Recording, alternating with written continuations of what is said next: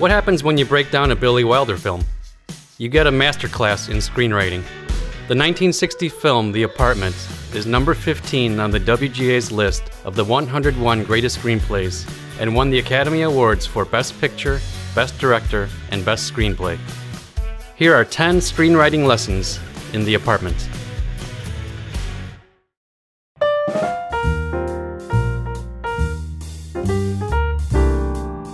We can't talk about a Billy Wilder film without talking about the clever use of dialogue.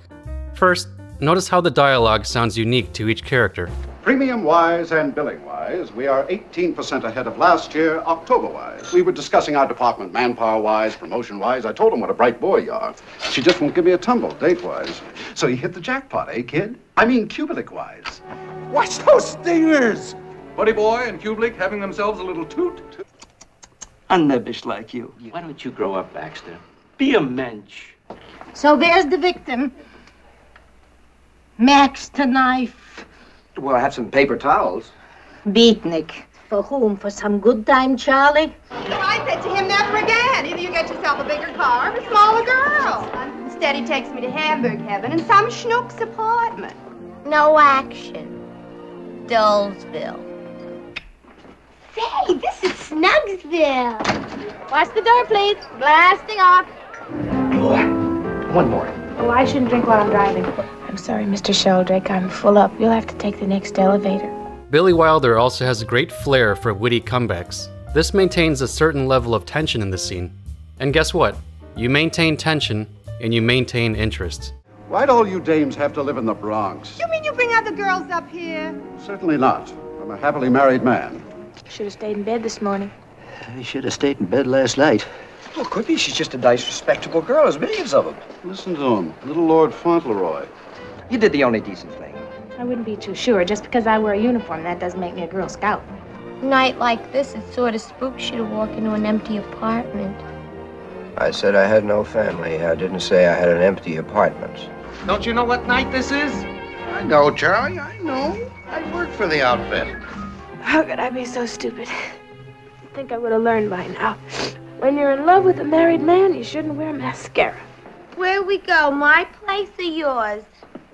Might as well go to mine. Everybody else does. And finally, Billy Wilder takes his dialogue to the next level. Depending on where they are in the story, characters steal words from each other. We were discussing our department manpower-wise, promotion-wise. I told him what a bright boy you are. But I am in the top 10, efficiency-wise, and this may be the day, promotion-wise. You're beginning to sound like Mr. Kirkaby already. You know, you see a girl a couple of times a week just for laughs, and right away they think you're going to divorce your wife. You take a girl out a couple of times a week just for laughs, and right away she thinks you're getting serious, marriage-wise. He used to tell his wife I was the branch manager from Seattle 4 years ago, and we were having a little ring-a-ding-ding. Ring out the old year, ring in the new, ring-a-ding-ding. Why can't I ever fall in love with somebody nice like you? That's the way it crumbles, cookie-wise. Said I couldn't bring anybody to the apartment, especially not Miss Kubelik. I guess that's the way it crumbles, cookie-wise. Craft your dialogue with the same attention to detail, and you'll have a story worth talking about.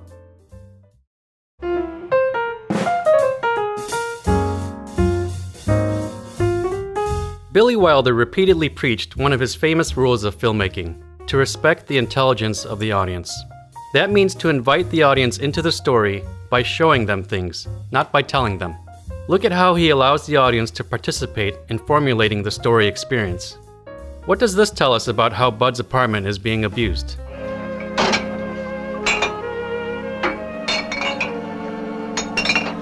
In this scene, does Bud have to tell us that he's running a fever? And here, does Sheldrake ever actually say that he wants to use Bud's apartment? What brutal truth does Bud discover here? Does anybody here have to tell us that Bud's drinking a lot? Do we ever hear Fran actually say that she's going to kill herself? How does Kirkaby find out that Bud has a woman in his place? What or whom is Bud thinking about here? Show, don't tell, and respect the audience. They'll love you for it.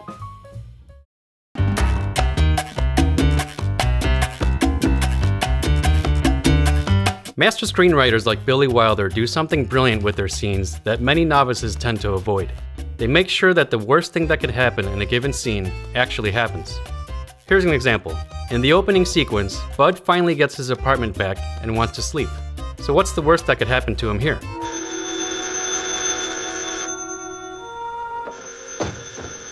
Hello? I'm in this joint on 61st, and I think I got lucky. I'm sorry, Mr. Dobish. I like to help you fellas out, but it's sort of late, so why don't we make it some other time?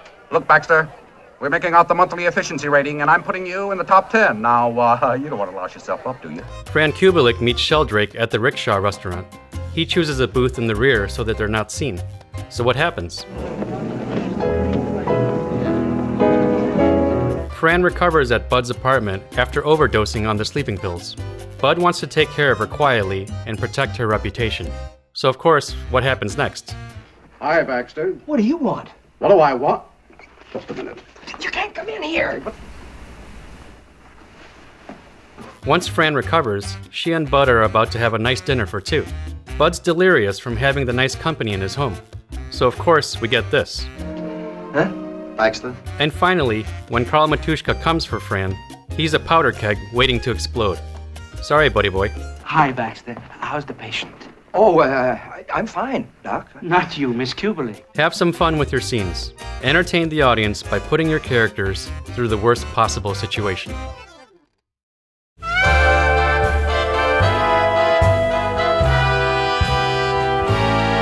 There are two especially brilliant uses of setups in this film. The first example is when Fran shows Bud her broken mirror.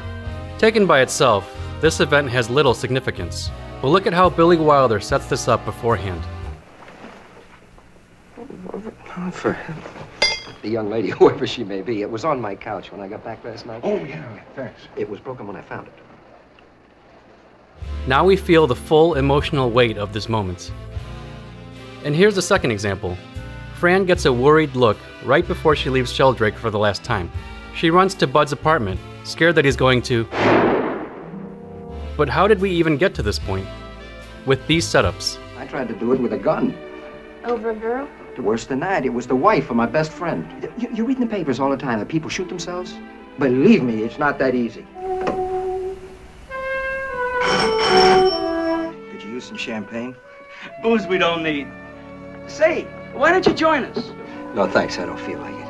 When you use well-crafted setups, you create intricately satisfying moments in your story.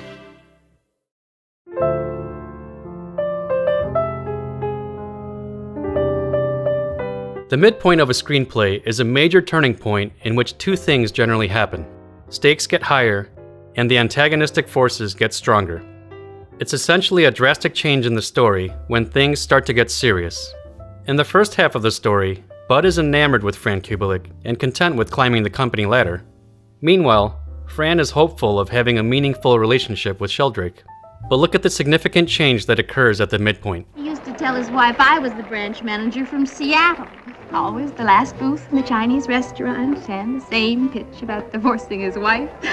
And Bud discovers that it's actually Fran Kubelik that's romantically involved with Sheldrake. So the rest of the story is about them dealing with this plot point. Fran deals with her disappointment in Sheldrake, and Bud deals with his disappointment in Fran. Let's take a look at how the stakes are raised. Fran attempts to take her own life, and Bud is now directly under the control of his nemesis. And see how the antagonistic forces get stronger. All we were going to do was just eat and wash the dishes. Look, buddy boy, if there wasn't a lady present, I'd clobber you. All right, Carl. Normally, it takes years to work your way up to the 27th floor. But it only takes 30 seconds to be out on the street again. So what's it going to be? And finally, the midpoint is responsible for driving the story to a resolution. Bud quits his job and leaves behind his superficial career. And Fran leaves Sheldrake and goes to Bud in the end. As you can see, the midpoint is a crucial plot point in a story. And when the story becomes more important to the characters, the outcome becomes more important to the audience.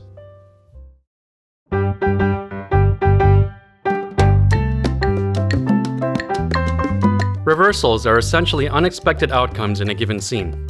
In order for a reversal to be effective, we first have to set up a strong expectation in the audience's mind. For example, in this scene, our expectation is that Bud's going to receive a promotion. But then we get a reversal, it looks like Bud's in trouble. The Vice Squad? That's right. Well, what's that got to do with me? I'm not running any bookie joints. Are you going to deny it? No. And there's even a clever second reversal. What Sheldrake really wants is to use Bud's apartment. Here's another great example. Later in the film, Bud goes to tell Sheldrake that he's going to propose to Fran Kubelik and take her off his hands. Look at the amount of expectation that's built up as Bud rehearses what he's going to say. Mr. Sheldrake, I've got good news for you. I'm going to take Miss Kubelik off your hands. Oh, after all, you don't really want her, and I do. Mr. Sheldrake, I've got good news for you.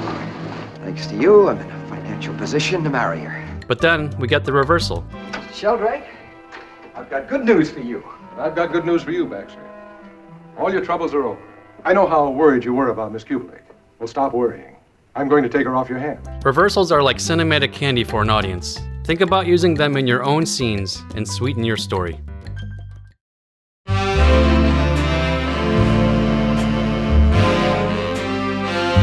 In the apartment, we never need to be told what a character is like. Instead, their character is revealed through their actions.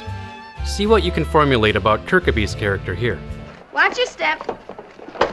And watch your hands, Mr. Kirkby. But I'd like to get her on a slow elevator to China. Lay in some vodka and some vermouth and put my name on it. Yes, Mr. Kirkby. You still owe me for the last 2 bottles? Yeah, I'll pay you on Friday. All right, I'll take you to the subway. Like hell you will. You buy me a cab. Why'd all you dames have to live in the Bronx? What gripes me is the two of them were guzzling my champagne while Sylvia and I wound up at the Guggenheim Museum. What can we discern about Fran Kubelik in what she says? The mirror, it's broken. Yes, I know. I like it that way. Makes me look the way I feel. Don't mention the appendix to the fellas in the office, okay? I wouldn't want them to get the wrong idea about how you found out. You want to see my knee? No, thank you. The fellas in the office might get the wrong idea how I found out. And see how we know everything about Sheldrake's character here without it being articulated. Oh, I have a present for you. I didn't quite know what to get you. Besides, it's kind of awkward for me shopping, so here's $100. You go and buy yourself something. Well, you just get well. Do what the nurse tells you. I mean, Baxter. There you are. Much obliged. And see if they'll propagate in orbit. See if they'll what? Propagate. You know, multiply. And finally, we have our hero, Buddy Boy. Look at how his character is revealed through his actions. He doesn't like violence.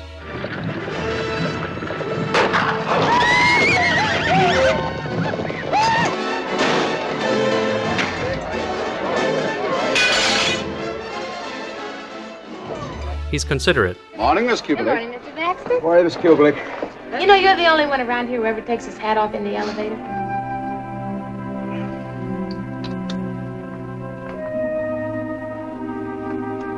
He's protective of others.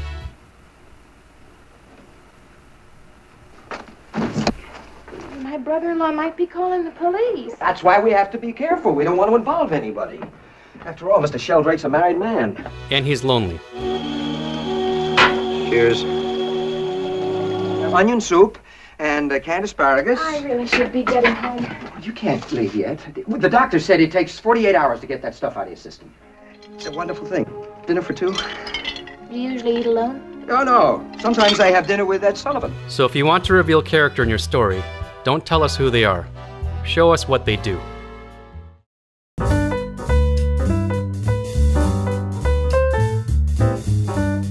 Dramatic irony is when the audience knows something that a certain character does not. This is an excellent way of creating suspense and empathy in the audience. Here's an example. Sheldrake tells Fran he loves her and that he's going to divorce his wife. But then he says this behind her back. You know, you see a girl a couple of times a week just for laughs, and right away they think you're going to divorce your wife. This causes the audience to start yelling at Fran to get out of that toxic relationship. Another example.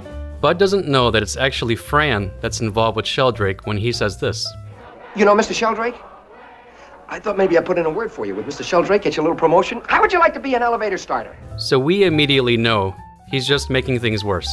Dramatic irony is also an excellent way to create comedic situations. Bud's neighbors think it's him that's partying all the time. Mildred!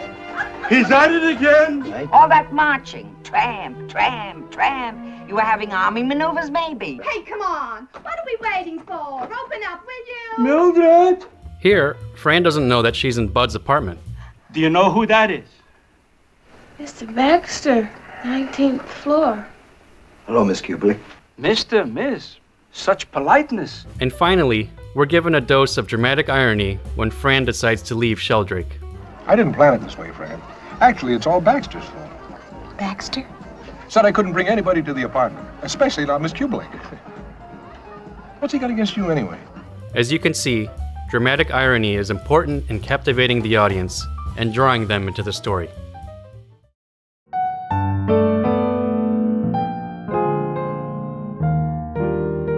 Because he's a master of dialogue, Billy Wilder also happens to be a wizard when it comes to subtext. Subtext is the art of the unsaid. It's what a character really means under the surface of spoken words. Let's look at the brilliant subtext in Billy Wilder's dialogue.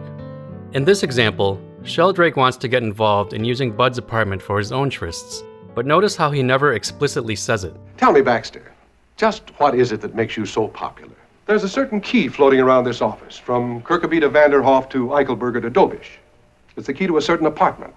Look, Baxter, I'm not just giving these tickets. I want to swap them. And notice how Miss Olson's dialogue oozes subtext. Always the last booth in the Chinese restaurant and the same pitch about divorcing his wife. And in the end, you wind up with egg foo young on your face. In this scene, Margie has saddled up next to Bud in the bar. Doesn't take a genius to figure out what she actually means here. You married? Nope. A night like this, it sort of spooks you to walk into an empty apartment. And finally, there's a heavy amount of subtext in Fran Kubelik's words when it comes to her affair with Jeff Sheldrake. Same song? It's been hell. Same sauce? Sweet and sour? I thought maybe I put in a word for you with Mr. Sheldrake, get you a little promotion. I'm afraid there are too many girls around here with seniority over me. Here's $100. You go and buy yourself something, huh? I have to get home and trim the tree. Okay. I just thought as long as it was paid for.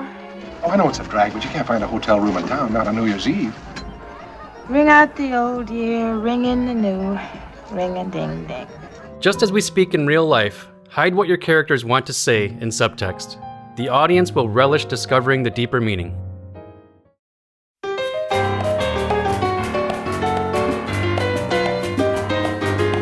The Apartment is a captivating story because the hero, Bud Baxter, is taken on an emotional roller coaster, constantly fluctuating between positive and negative events. Let's take a look. We start the story with Bud, fairly content at work. However, he can't go home until late in the evening. Once at home, Bud enjoys dinner, watches TV, and gets into bed. But then Dobish calls and puts Bud back out on the street, which makes him catch a cold. The next morning, Bud thinks he's going to receive a promotion. But actually, it looks like Bud's in trouble with Mr. Sheldrake. Bud invites Fran to see Music Man, and she agrees to meet him at the theater. But Fran is taken away by Sheldrake, and Bud gets stood up. Bud gets a promotion in his own office, and celebrates with Fran at the Christmas party. But, just when things couldn't be any better, Bud discovers the dark truth about Fran Kubelik. While he's down in the dumps, Bud finds a little romance with Margie. But wouldn't you know it, Bud finds a suicidal Fran in his apartment. While Fran recovers at his place, Bud enjoys having her company. Fran's brother-in-law storms in and knocks Bud out cold.